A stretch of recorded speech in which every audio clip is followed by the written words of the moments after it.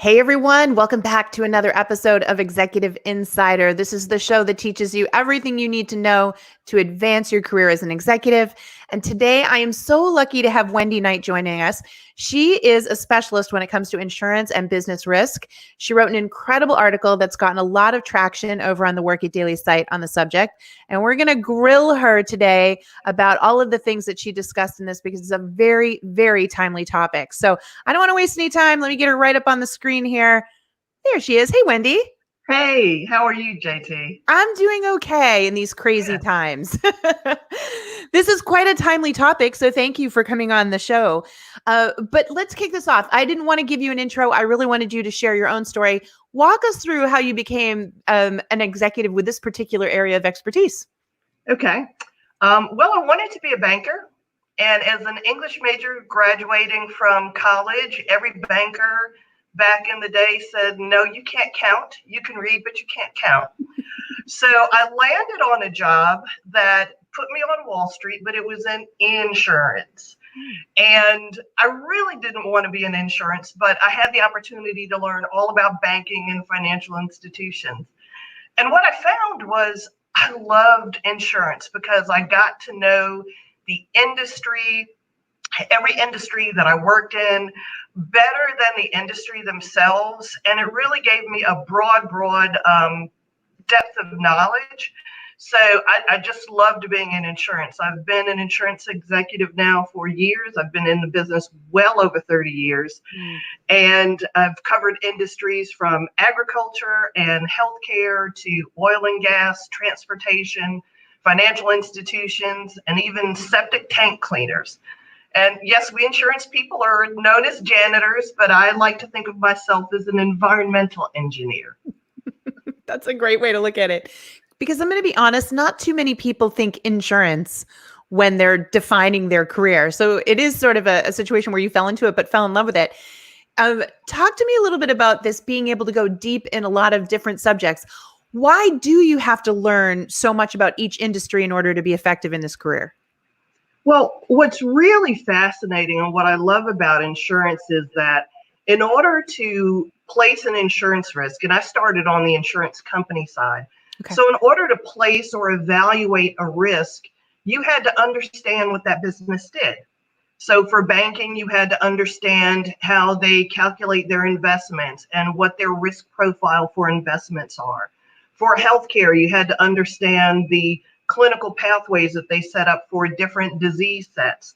So you really had to know that business so you could price, whether it be a directors and officers policy or a medical malpractice policy, appropriately for the risk that that particular insured gave. One of the benefits that I got is that I was able to serve across the spectrum in insurance. So I started out on the carrier side, moved over to the broker and played the middleman. So I really had to learn how to balance the relationships between insurance companies and the clients. And then at the end, ended up being a client of a large healthcare system. So got to be the decision maker on the other end. Yeah. I mean, being able to sit on all three sides of that, talk about perspective.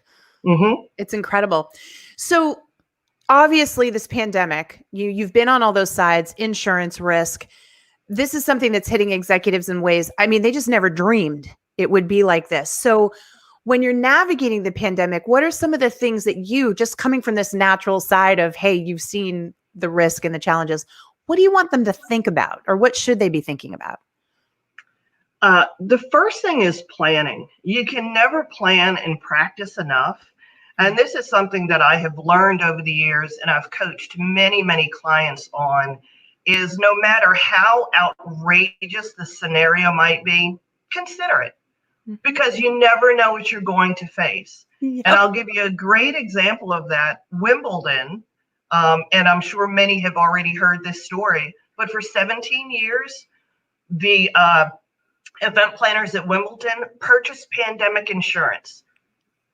17 years, paid $2 million per year. This year, they actually cashed in on that policy, $141 million. So that's a great return on your investment and a little bit of paranoia. I did not hear that story, and that is incredible. So it's really heartening for those of us in insurance to say, you can never be so extreme, but to really just take that opportunity to take a step back, look at what you have, look at what keeps you up at night, and figure out how you address it. You can't always insure it, but you can address it. And that's what I bring to the table, is helping people understand what's insurable, what's not insurable, and what's a good balance of cost. Because at the end of the day, it's all about the balance sheet. Yeah. And I think that would really help our listeners. Can you describe a time where you've actually had to put in place one of these plans, or know someone who did? Like Wimbledon was a cool example. But like, how does that break down? And what do you learn when you go through a process like that? I'll give you a couple of examples that I've personally experienced as a client. So the first one was starting with cyber. Convincing your IT and your IT security person that there really are cyber risks in healthcare and there's the potential for failure is a challenge. So at one of my previous employers, we started doing tabletop exercises, and they started out as 1 hour tabletop exercises and really didn't gain a lot out of it. So we sat down with a core group of disaster contingency planning people. And we said, okay, we're going to do a scenario that probably won't happen, but we're going to expand it out over 7 days. My job was to project what the actual insured cost would be. Their job was to make it a realistic exercise. So we started on a Monday morning. No one had the keys to the plan. So we start on a Monday. We all get a call. There were about 40 of us on this task force. We had to work through each day a different set of new emerging risks and exposures. Okay. And at the end of Friday, we failed miserably, and we found a lot of disconnects in our process. So at the beginning of the function, we all thought it's about a $3 million episode. It was well over $40 million by the time we got done. Wow. That prepared us for a small incident that occurred, that because of what we did in that planning and activity, we were able to catch and resolve the issue on day one and not even spend $15,000. That's crazy. And so a little off topic question, but I got to ask, who generally owns this idea or process and gets the buy-in when you looked at that? How did, like you said, you were doing the tabletops, it wasn't working. Who owns it and gets everyone to that point? The challenge is everybody has to own it. Yeah. There can't be a single owner. You have executive sponsors. So it's many times the job of the risk manager or the enterprise risk group to convince that executive sponsor that at the end of the day, this is going to save reputation, first and foremost, and dollars second. It's amazing how when you start with the reputation discussion, the dollars become easier to digest, because reputation is that business. It is that health system. It is that agriculture company. So when you approach it from a reputational standpoint, everybody starts to buy in. It's more personal too. It's very right? personal. You're hitting more of that personal element, so they're paying attention. It's fascinating. All right. So as a risk manager and an insurance person and a healthcare expert, literally you have all three of those areas. How do you help and manage people during a crisis? How do you leverage all three of those pieces? The first piece is calm. Having gone through and worked through crises, hurricanes, the polar vortex here on the East Coast, it's bringing the calm. We talked about the commander dynamic, where you really do have a very definitive approach that you bring to the table. So being organized, being empathetic and deliberate, but constantly moving it forward. And the biggest challenge when you coach any group or any business through these type of episodes like the pandemic is the positive piece. Yes, we had a setback. Yes, we had to have all of our employees work from home. What are some of the benefits of employees working from home? Are they happier? Well, actually, yeah. Have we looked at productivity? Yes, they are more productive. Have we looked at our real estate costs? Yes, our operating costs have gone down. So it starts to become a more positive, energizing exercise when you focus on what you can control and what you can make turn into an opportunity. It's funny you say that because I think you hear this and you think, oh, she must have to think really negatively, right? But I'm hearing a much more neutral mindset. You're just looking at the facts for what they are, and let's do what we can with them as opposed to dwelling on the negativity. Does that sound right? Absolutely, JT. And one of the challenges that we insurance people have brought on ourselves is the perspective that we're only there for disasters, and we do have that negative perspective. So we have to change our approach and find ways to move forward. You can't move forward with the perspective of, oh my God, this happened, now what? You have to move forward saying, this could have been worse, and here's how it could have been worse. What can we build upon to use this going forward? So it's really just glass is half empty, glass is half full. I have learned over the decades that the half full glass works much better. Interesting. I think it's so the glass half full. And this wasn't a question, this is a curveball to you.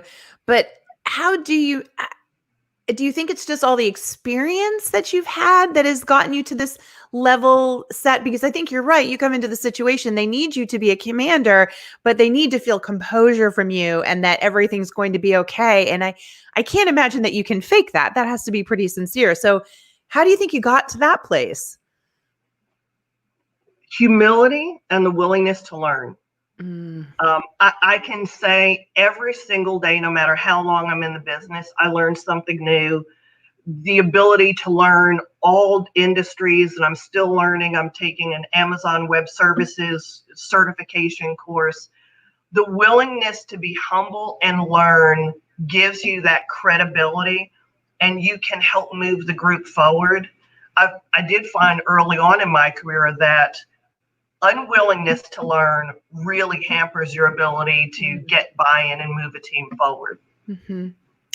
It's so funny. And something that comes across to me listening to you is I don't get the sense that you come across like you have all the answers or that you want to give the impression that you have all the answers. You know a heck of a lot, but I hear curiosity in your voice. And like you said, humility, which there's a lot more trust in that, right? that you're probably going to figure out the answer if you don't have it right now. But I do see that executive presence having to be very specific in this situation. Absolutely. And not knowing the answers has been a very big saving grace for me, because I'm willing to go find the answer, but I really don't have all the answers. And if there's an expert that I can go to or somebody can find, I'd much rather utilize that expertise and say, hey, here we have an expert. It's like the difference between using my local doctor and following Dr. Anthony Fauci. Right. Yeah, it's so fascinating. All right, you got to tell us more of these stories because people want to hear them. So what's another really memorable situation that we can learn from as you walked us through the steps? I will say 9/11. Okay, talk us through, because that's about as comparable to this as we can get for a lot of people. And the pandemic is worse in many ways, but it's better in many ways. Ooh, so talk us with through that. 9/11, I was an insurance broker, and my specialty was healthcare and hospitals. And a number of the hospitals that I work with, the health systems, were tertiary trauma centers. So my daughter at the time was 7 years old. And the firm that I worked at was on the top of 2 World Trade Center. So as I watched the center burn and then collapse, and I knew meetings that were being held there and people that were there, and a friend actually called his wife from the tower and said, I'm not going to make it out. And we watched the tower collapse. That's how we started our day. Mm. And our hospitals had to be prepared for lockdown. So it's going into that, okay, so what am I seeing here? This is my hometown. I have family that work in Lower Manhattan. My clients and my hospitals are looking to me for guidance. So you really get down to what is the first priority? Getting the child from school, getting her into safe care. After that, contacting my clients, making sure they have taken out their disaster recovery. How do they go on lockdown? What have they done with their psych wards? So really walking through the book. And this is where the whole practice piece comes in. Once you practice it and you do it over and over, it becomes second nature. And I use 9/11 as an example because it's very, very personal for me. I still have not been able to visit the site because of friends and colleagues that I lost. But there's a story in 9/11. I'm not sure that anybody's ever watched this, but I'm a maven. I love information. And Morgan Stanley exists today because of one individual. And his name is Rick Riscola. Now, Rick was the security guard at the Morgan Stanley business in 1994 when the initial bombing occurred. Mm-hmm. So he said, not on my watch will anybody ever get injured or lose their life because of a terrorist attack. So from 1994 to 2001, he had all of the Morgan Stanley people in Two World Trade practice. They got so sick of him, drove him nuts. There's a great History Channel documentary about him. But he practiced, would have all kinds of drills where, if this alarm goes off, ignore everyone except me, evacuate. He saved 2,680 individuals in Morgan Stanley. That was their corporate headquarters. He and one other person were the last to not make it out, and he did not make it out because he went to get the last person. Every person at that company believes that they are alive because Rick had them practice, had them prepared, and while they thought it was silly and extreme, he really had their best interest in their life. So now we have 2,600 and some odd new risk managers out in the world who really understand when you start to project some of these once in a lifetime events, which is what I wrote about in the article. They're not once in a lifetime. They're once whenever, and you can't predict it. It may be once in a lifetime for a 6-year-old. It may not be a once in a lifetime for a 50-year-old or an 80-year-old. Right. So we have to treat them as events that can be evaluated and planned for. It's amazing. I mean, we all remember where we were on that day, but to have it hit that close to home in the line of work that you're in, that's fascinating. And I had never heard that story about Rick. That's incredible. I don't know how I missed that one. All right. Well, I need to stop asking you questions because I have a whole audience that wants to ask you questions. Are you ready? Okay. So the first one's from Todd. Todd says, how do you get leaders to buy into the cost of catastrophe insurance and not just self-insure? That's a good question. That is a challenge. There's self-insurance, there's captive insurance, and there's commercial insurance. Commercial insurance is designed to make a profit for the insurance company. Self-insurance is designed to keep the money in the bank of the parent company, so that they have use of those funds. The challenge with self-insurance is that you really have to be very well capitalized and you should fund it. So it's almost the same as purchasing insurance. It's just you're keeping the money set aside instead of paying it to an insurance company. The challenge is, and I'll use property insurance as an easy example. If you have a real estate portfolio of $6 billion and one of those buildings is worth $3 billion, can your balance sheet really sustain a $3 billion loss if you haven't funded $3 billion to protect that building? And how long do you want to fund it? So that's where actuaries come in, and you really rely on the actuarial folks to help you run models to determine what the likelihood is, what your funding capacity would be, and then determine whether or not you really want to put those dollars aside in your own funds or pay an insurer to take that entire exposure. Interesting. It's great feedback. My question is this. If you realize that an organization is not looking at risk at all, when you go in and sit down with the executive team for the first time, what are some of the questions you're asking them to get them to start to think about this? Because what you're making clear to me now is you can't go in and just tell them. They're not going to listen. Mm-hmm. You're going to have to really draw it out of them, the realization. So tell me about some of the questioning techniques you'd use in order to get that conversation going. The first thing I do is talk to the board and talk to senior executives about their exposure as a board member or a senior executive. Okay. And how comfortable are they that they're not going to get sued for mismanagement? Mm-hmm. Mismanagement, whether it has to do with an employment law issue or a workers' comp issue or a merger and acquisition. That starts the insurance conversation because they say, oh, well, we've never been sued. I said, okay. So then you talk through actual examples of risks that they have, and they scratch their head going, I didn't realize that there was a regulatory concern and that the courts have actually weighed on behalf of the insurance company. Let me think about that. So you get those juices flowing, and you don't sell them insurance.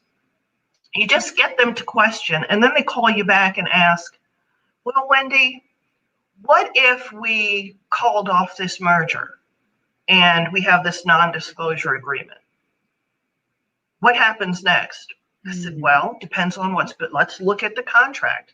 So you have to be able to read contracts, sit down with them, be a trusted advisor, and never approach that price point. Because when you start talking about price, you have undermined your efforts of educating the benefits of being risk aware. And then they call you. I'll give you a quick example. I started one conversation with some board members and senior executives, and they said, why do we need all this cyber? Why are we paying for cyber coverage?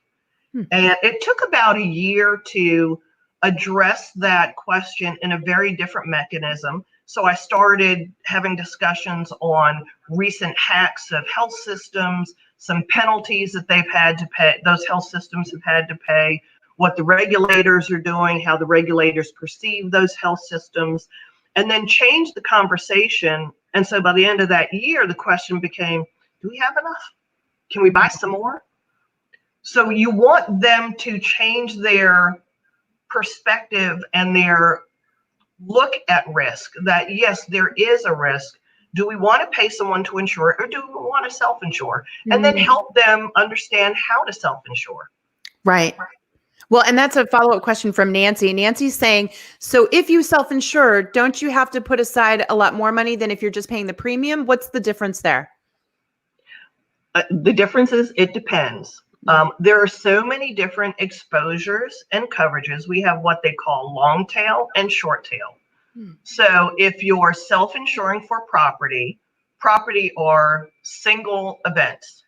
The fire happens, the property goes down, you reinsure, you insure it, or you self-insure.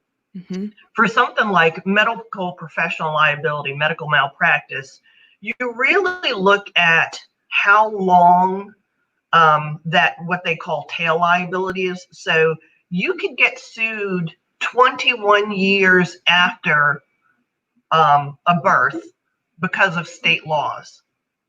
So it may be cheaper to self-insure that because you could build on that investment over time, and the investments can generate additional income for you, and the insurance may be as much as what you expect a claim to be, or you can purchase insurance. So a $1 million, what we call bad baby case today, could be $18 million in 10 years. That's incredible. And how long does it take when you start to get in there, you're talking about like a year to get them to see the light and come around. But when you start to put these models together for them, how much research goes into it, and how long can it take to even be able to present them options? The models are pretty quick. I rely on actuaries every day, and they take raw data. So they are dealing with numbers that the finance folks love because it is hard data. It's indisputable. So the actuaries can put it together, and it really is a matter of upfront education. Once you have that first conversation and they start to buy into, we're not being sold a product, we're being educated about how much we want to sleep at night. Mm-hmm. And then the conversations become much easier. So many times I'll start discussions with, consider me your alarm clock and your sleeping pill. The alarm clock piece is I wake you up to exposures and risks you weren't aware of. And your sleeping pill is you get to rest at night knowing that you have at least identified, addressed, and mitigated it so that your board's happy, your investors are happy, your work team is happy, and you get to sleep. I love that. That's such a great visual, by the way, which leads into a really good question from Jim. Jim says, what are the insurance industry post-pandemic new normal focuses on? Like, what do you think they're going to focus on as a result of the new normal? We're still trying to evaluate that. That is a great question, Jim. Some of the reinsurers, and those are insurance companies that back up the primary insurance company. So your Travelers may have Renaissance Re as a reinsurer so that Travelers isn't taking 100% of that risk and exposure. They honestly don't know. And we honestly don't know because there are so many tentacles that we have found with what's going on with COVID-19. What is challenging the insurance industry is the regulatory environment, where regulators are trying to change the policy terms that insurance companies have established over 10, 20, 30 years. And with that, it's something their actuaries haven't priced. Business interruption is the number one issue that is holding a lot of companies back. And someone did a study a couple of weeks ago, did a quick rundown of actuarial numbers and found that if every insurance company was required to pay the business interruption limit on the policies in existence, insurers would be gone in 3 months. Wow. Worldwide. Wow. I didn't do a lot of digging into the data analysis, but they were just looking at capacity and how much exposure is out there because people didn't expect that to be something that they would pay for. It's something that was never priced, except for Wimbledon. That's amazing. I honestly, I think we know that this is a traumatic time and it's hard, but there's also going to be so many fascinating things that we're going to learn that come out of this. Just so many new ways to look at business and how we have to insure it or any other aspect. So this has been phenomenal. Fastest 30 minutes ever, by the way. But I want to wrap up by putting it back in your court. I always give our guests the last word. So final thoughts based on all these questions and all we've talked about today. What do you want people to take away the most from this? Enterprise risk management is not insurance, and insurance is not just plugging a hole.